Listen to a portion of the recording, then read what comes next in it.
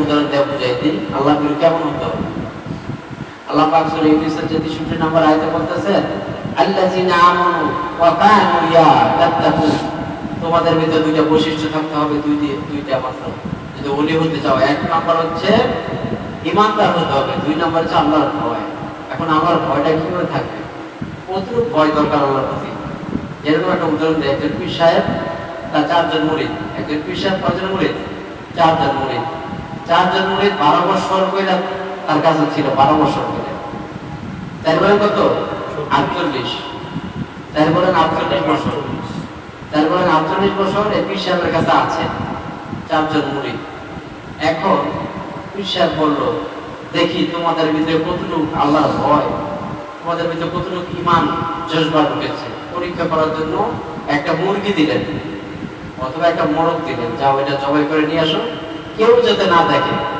শর্ত একটাই, কেউ যাতে না দেখে। এখন 4 জন মুরিদের হাতে 4টা মোরগ নিয়ে চলে গেল বন জঙ্গল বিভিন্ন জায়গায়। সবাই মুরগি জবাই করে নিয়ে আসলো, কিন্তু একজন মুরিদ সে পারল না, সে জবাই না করেই চলে আসলো। পীর সাহেব বলতেছেন, কি ব্যাপার, বাকি 3 জন মুরিদ জবাই করে নিয়ে আসলো, তুমি কেন নিয়ে আসতে পারলা না? তখন পীর সাহেবকে বলতেছে, ওই মুরিদ বলতেছে, হুজুর আপনি তো আমাকে শর্ত দিয়েছেন একটা, কেউ যাতে না দেখে। এখন আমি বলে যাই জবাই করতে, আমার মাওলাই তো আমার দিকে তাকায় আছে, পানির নিচে যাই তারপর দেখি তাকায় আছে।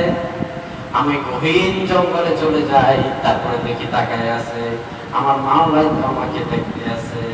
এই জন্য রব্বুল আলামিনের ভয়ে আমি মুরগি জবাই করতে পারি না। তাহলে এই ঘটনা দ্বারা বোঝা যায় যে আল্লাহর মধ্যে ভয় থাকতে হবে, যে আল্লাহ আমাকে দেখতেছে।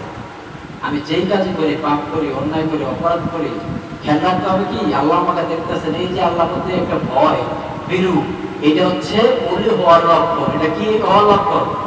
ওলি হওয়ার লক্ষণ। ওলি হওয়ার লক্ষণ দুইটা, আল্লাযিনা আমানু ওয়া কানু ইয়াত্তাকুন।